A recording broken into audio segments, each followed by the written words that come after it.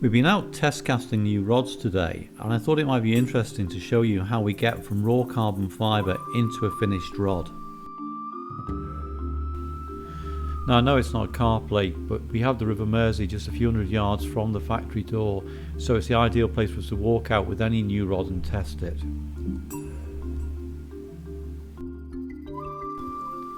It all starts with carbon fibre on a big roll.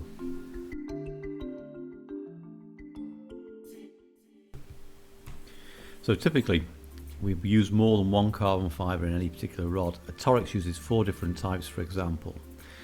This first material here on the left, and these are all offcuts, is a 3K woven fabric. That means that the fabric is organised in such a way that half the fibre is in the 0° axis and half at 90. Moving on, we've got a 1K fabric, same setup, 0 and 90, except it's a finer weave, only 1,000 filaments of carbon fibre per bundle. Very attractive. We use this on the outside of Torrix. It gives it hoop strength, crushing resistance, and it also looks pretty good. Now, in a typical rod, a lot of the fibre will be running along the axis of the rod. That 0 axis is important because it gives us the strength and stiffness of the rod, and that's where we want most of our fibres running along the rod. This is a particular example of a high modulus pre-preg with unidirectional fibre in it, and all the fibre will run along the rod, except if we turn it over for a small quantity of fiberglass scrim, which holds the whole pre-preg together and also gives a little bit of hoop strength when the rod is cured.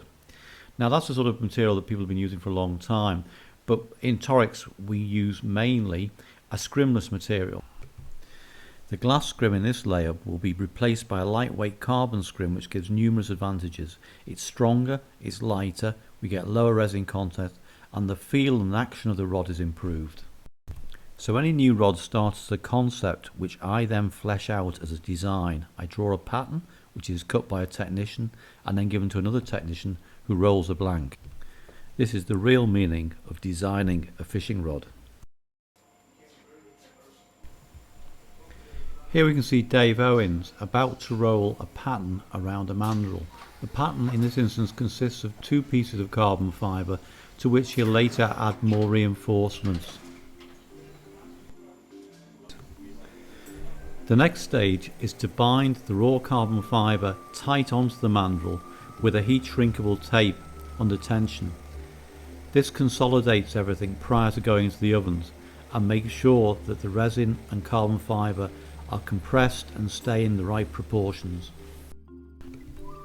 Essentially, changing the floppy carbon fibre pre-preg into a solid rod blank is about applying temperature and pressure.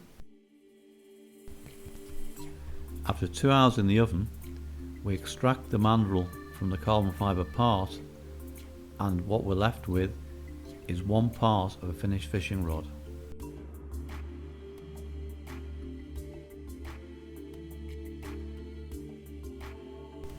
So back to where we started, casting on the banks of the Mersey. This is the first time out with this new prototype, a Torrix variant. I won't say too much because it's not finalised, but first impressions are really good. What I'm aiming for with this particular rod is a rod that you and I, the average caster, can cast well. Not tournament casting on a field, but in real life conditions, and more importantly, not just distance, accuracy. Same place over and over again, and a rod that will handle fish. I've been doing this job a long time, and I probably design more carp rods than anybody else in Europe, and it still surprises me how little changes in a layup can make a rod come alive in the hands, and that's what we're aiming for as much as just getting yards on a casting field. And that makes all the difference.